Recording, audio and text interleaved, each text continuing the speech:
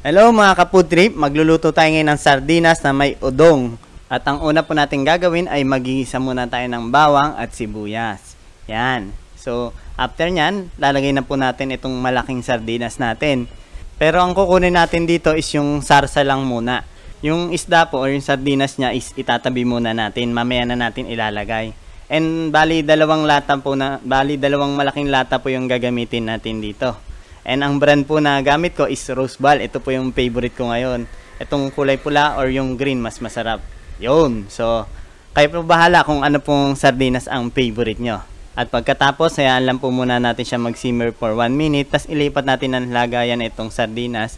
Tapos kasi itong lata gagamitan natin para lagyan ng tubig. Ito po yung pandadagdag natin sa sabaw ng luto natin. Pero kung ayaw nyo po ng masabaw yung luto nyo, pwedeng isa't kalahating lata lang po or isang lata lang. Ayun, depende po sa inyo. Pero kasi ako po, pag nagluluto, kung 2 lata po ng sardinas yung ginamit ko, 2 lata din po ng tubig yung nilalagay ko. So, ayun, pagkatapos natin malagay, hayaan lang po natin mag-simmer at ilalagay na rin po natin yung siling green natin, tas konting paminta, saka asin, yan. At pwede nyo rin pala siya timplahan ng bechin, MSG yun. Optional lang po, depende sa inyo kung gumagamit kayo nun. Tapos lalagyan din pala natin ito ng kalamansi. 1 tablespoon lang po. At pagkatapos, hahayaan na natin siya kumulo. Pagkakulo nito, saka na po natin ilalagay itong odong noodles natin. Yan.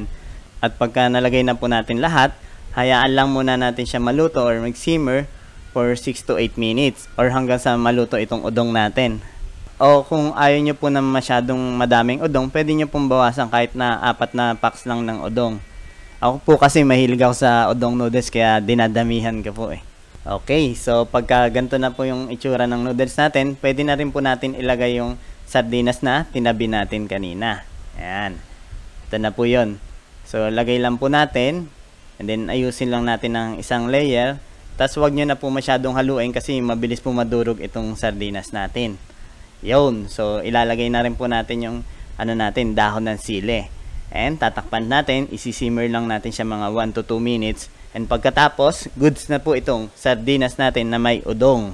Madali lang po lutuin, di ba po? At siguradong masasarapan kayo dito. The best partner din po siya sa kanin or pwede nyo rin pong papakin or gawing snack. Yun, so paano po? Kita-kits na lang po ulit tayo sa susunod na video natin. Tara, kain po tayo!